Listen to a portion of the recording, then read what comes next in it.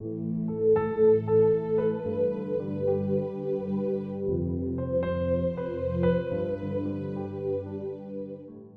du 28 avril, la joie dans la crainte. Heureux l'homme qui craint l'Éternel, Psaume 112, verset 1, version Colombe. D'après l'écrivain britannique G.K. Chesterton, un paradoxe est la vérité debout sous sa tête pour attirer l'attention. La Bible est pleine d'affirmations contradictoires qui piquent notre curiosité et nous font réfléchir. Par exemple, en Dieu, nous trouvons la force dans la faiblesse, l'honneur dans l'humilité, un joug qui libère et, selon le verset d'aujourd'hui, sa joie dans la crainte. Mais comment est-il possible d'harmoniser des réalités si opposées? Quand on lit les Écritures, on se rend compte que la joie du chrétien est profonde, satisfaisante et qu'elle est le résultat d'une expérience avec Dieu. Elle est différente de la joie du monde parce qu'elle ne dépend pas de facteurs externes, mais de la présence de l'Esprit Saint dans le cœur. Voir Galates 5, verset 22. L'apôtre Paul nous a enseigné cette leçon en pratique lorsqu'il a écrit sa lettre aux Philippiens en prison. L'épître de la joie, comme on l'appelle, présente 18 fois l'idée de la joie, y compris dans ce texte. Réjouissez-vous toujours dans le Seigneur, je le répète, réjouissez-vous. Philippiens 4, verset 4, version Colombe. Paul confirme que la joie ne dépend pas des circonstances, mais qu'elle résulte d'une relation avec Jésus.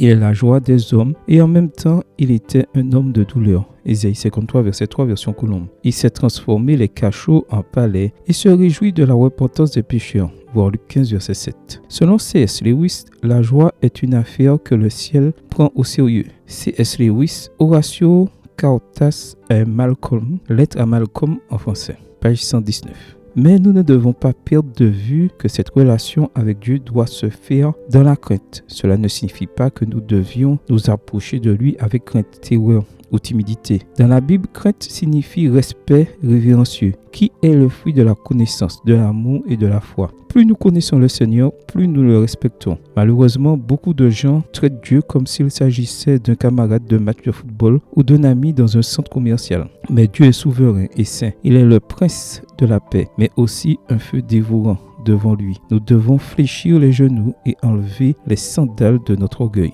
Rappelle-toi aujourd'hui que dans la vie spirituelle, la joie sans crainte peut être superficielle, tandis que la crainte sans joie peut être destructrice. Crains le Seigneur et il fera de toi une personne vraiment heureuse. Amen. Bonne journée à toi, que le Seigneur te bénisse.